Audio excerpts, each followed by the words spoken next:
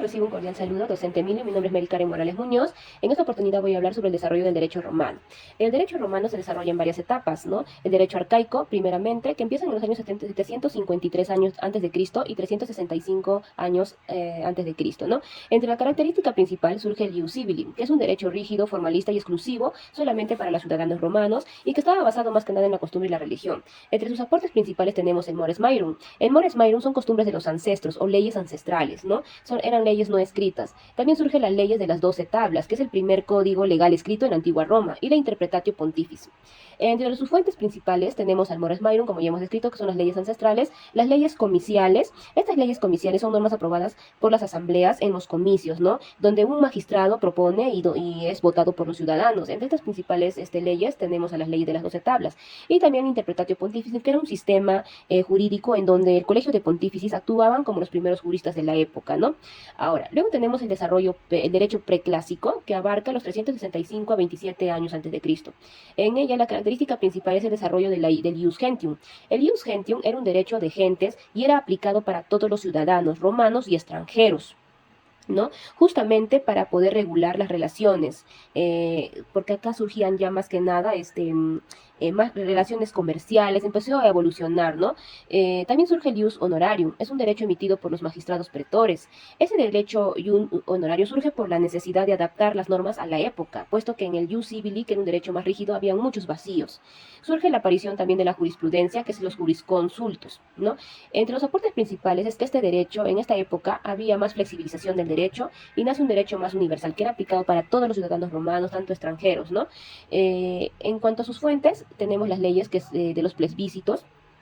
Estos plebiscitos eran decisiones tomadas por la plebe, ¿no? En una asamblea de la plebe.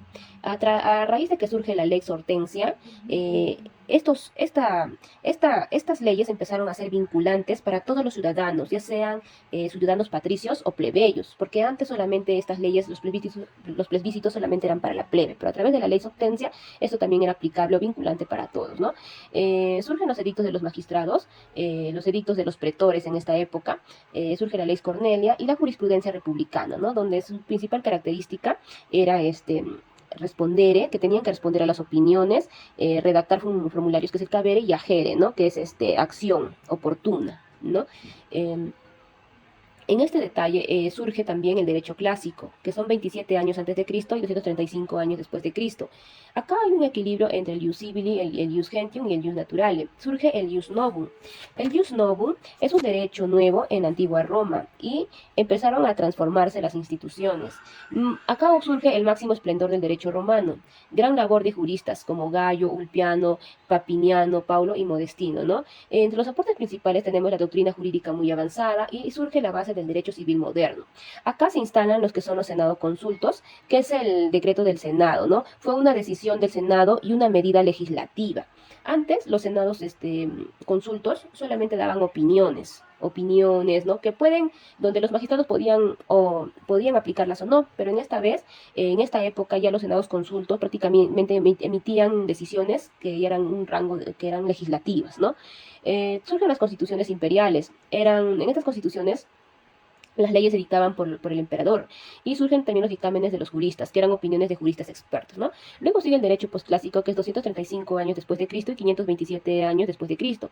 En esta época posclásica surge la crisis del imperio y decadencia de la jurisprudencia.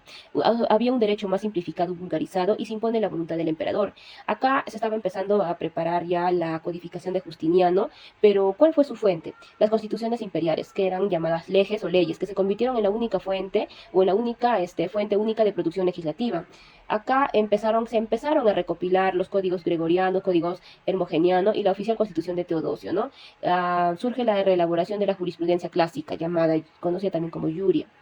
Ahora, en el derecho justinianeo, que es más o menos en la fase tardía de la época imperial, que es a los 527 a 565 años después de Cristo, acá se da la codificación en el corpus iuris civilis de los códigos, del digesto, de las instituciones y de las novelas, ¿no?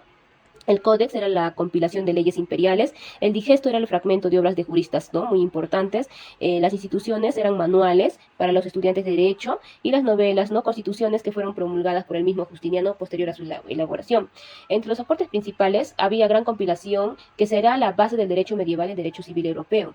Las constituciones imperiales códex fueron las fuentes del derecho, instituciones, como yo le he mencionado, las novelas, que eran las nuevas leyes de Justiniano, ¿no? Finalmente, en nuestro comentario podemos decir que el derecho romano constituye la columna vertebral de la tradición jurídica occidental. Su evolución refleja el propio desarrollo político, social y cultural de Roma, desde un derecho arcaico, rígido y formalista, hasta alcanzar en la época clásica un nivel de sofisticación y técnica jurídica sin precedentes. Con el periodo postclásico, aunque hubo una simplificación del sistema, se sentaron las bases para la gran obra justinianea, que es el Corpus Iuris Civilis, que no solo consolidó siglos de producción jurídica, sino que también se convirtió en herencia más perdurable de Roma para el mundo, ¿no? El aporte fundamental del derecho romano fue la sistematización de conceptos universales. En definitiva, podemos decir que el derecho romano no fue solo un conjunto de normas, sino una verdadera ciencia del derecho, cuya racionalidad, método y espíritu de justicia lo convirtieron en la base del derecho civil contemporáneo y en un patrimonio cultural jurídico de toda la humanidad.